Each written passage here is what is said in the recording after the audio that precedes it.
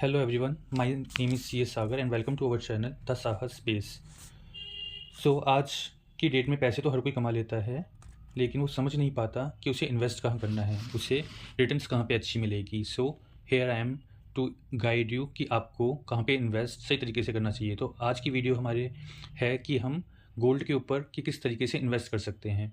तो मैंने यहाँ पे जैसे कि आप देख पा रहे हैं अलग अलग ऑप्शंस डिसाइड कर रहे हैं, ऑप्शन 1 2 3, जो आपको एक समझने में क्लियरिटी देंगे कि आप किस तरीके से आप गोल्ड में इन्वेस्ट कर सकते हैं।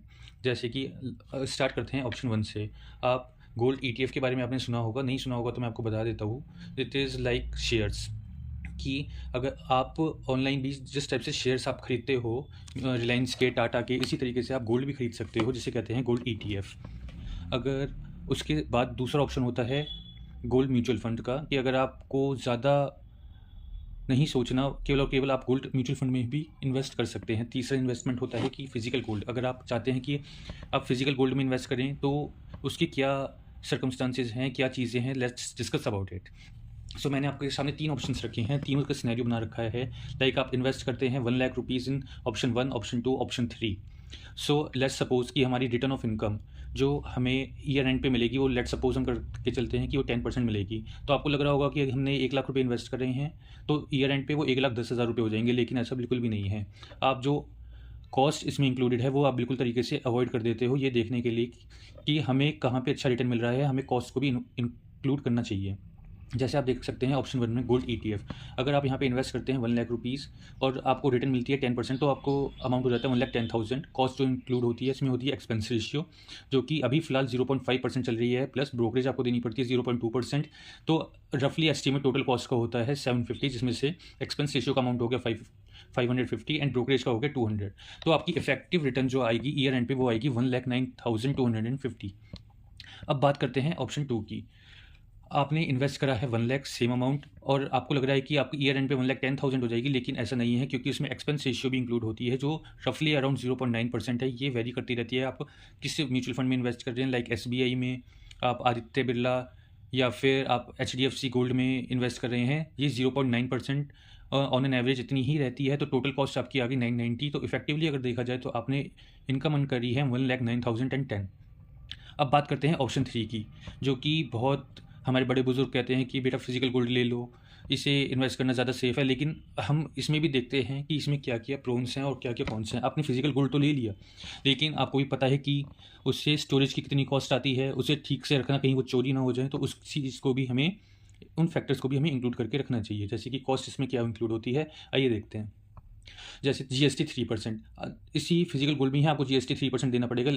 हालांकि आपको ऑप्शन 1 एंड 2 में बिल्कुल भी फिजिकल गोल्ड परचेज करने पे किसी भी तरह का जीएसटी नहीं देना, केवल और केवल फिजिकल गोल्ड परचेज करने पे आपको 3% का जीएसटी देना पड़ेगा। ऐसे ही मेकिंग कॉस्ट आपको इन्वॉल्व होगी। बहुत लोग कहते हैं कि इसमें पूरा का पूरा गोल्ड ही है, लेकिन पूरा का पूरा गोल्ड तो होता है, लेकिन अगर आप कोई गहना बनवाते हैं तो उसमें 8% से 12% तक मेकिंग चार्जेस होती हैं। लेकिन अगर आप गोल्ड ब्रिक्स या गोल्ड बिस्किट परचेज करते हैं तो उसमें मिनिमम 3% तो आपको मेकिंग चार्जेस देने ही पड़ते हैं। Minimum, this is the minimum charges, और मैक्सिमम 4% तक भी जाते हैं ये। उसके बाद आपको पता है कि गोल्ड को आप घर पे लिया है तो उसको बिल्कुल सेफ़ तरीके से रखना होता है। लेट सपोज़ आपने लॉकर में उसे रख लिया है, तो अगर आप लॉकर में भी रखते हैं तो 1,000 की आपको ऑन एन एवरेज ईयरली आपको चार्जेस तो पे करने ही पड़ते हैं लॉकर रेंट के नाम पे।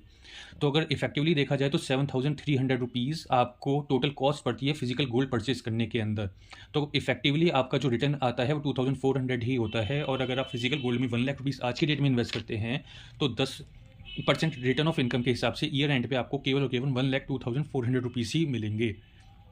तो अगर मैं सेफली, और अगर आपका एम केवल और केवल गोल्ड ईटीएफ गोल्ड को ही परचेज करने का है, तो मैं आपको सजेस्ट करूंगा कि गोल्ड ईटीएफ की तरफ आप जाएं, क्योंकि अगर आप देख ही सकते हैं ऑप्शन 1 2 3 जो मैंने तीनों सिनेरियो बना रखे हैं, उसमें से जो बेस्ट सिनेरियो है वो ऑप्शन 1 का ही आता है। अब दूसरी साइड पे भी हम चलते हैं अपनी, जो कि है एसजीबी। आप सोच रहे होंगे कि एसजीबी और डिजिटल गोल्ड भी तो है जो हम ऑनलाइन परचेज कर लेते हैं। एसजीबी की अगर मैं बात करूं तो उसे गवर्नमेंट ऑफ इंडिया ने पहले ही बंद कर दिया है, क्योंकि गवर्नमेंट ऑफ इंडिया को बहुत ज़्यादा नुकसान झेलना पड़ा था कि रिसेंटली जो प्राइस इंक्रीज़ हुआ था उसकी वजह से एसजीबी जो है गवर्नमेंट ऑफ इंडिया ने डिसकंटिन्यू कर दिया था इन यूनियन बजट फरवरी 2025 को जो उन्होंने इंप्लीमेंट किया था। सेकेंडली डिजिटल गोल्ड की अगर मैं आपको बात करूँ तो आपको बिल्कुल भी वो नहीं परचेज़ करना चाहिए, बिकॉज़ सेबी की रीसेंट गाइडलाइंस के हिसाब से SEBI has highlighted that digital gold products are not regulated under the security market framework. तो ये सेबी के थ्रू गाइडेड है ही नहीं और सेबी इसको कंट्रोल करती ही नहीं है। तो मैं बिल्कुल भी आपको सजेस्ट नहीं करूँगा कि जिस तरीके से अमेज़न गोल्ड आता है या फिर और भी प्लेटफ़ॉर्म्स जो गोल्ड प्रोवाइड करते हैं, उन्हें आपको बिल्कुल भी परचेज़ नहीं करना चाहिए, because there is no security. कल को ये प्लेटफ़ॉर्म बंद हो जाते हैं तो आपके गोल्ड का क्या होगा, वो भगवान ही मालिक है। सो अगर आपको ये वीडियो इन्फॉर्मेटिव लगती है या फिर आपको कोई भी अलग तरह के क्वेश्चंस मेरे से पूछने हैं कि गोल्ड को में इन्वेस्ट करना चाहिए या कहीं और इन्वेस्ट करना चाहिए, तो प्लीज़ आप हमें कमेंट सेक्शन में ज़रूर बताएं। वीडियो को लाइक करें, शेयर करें, सब्सक्राइब करें।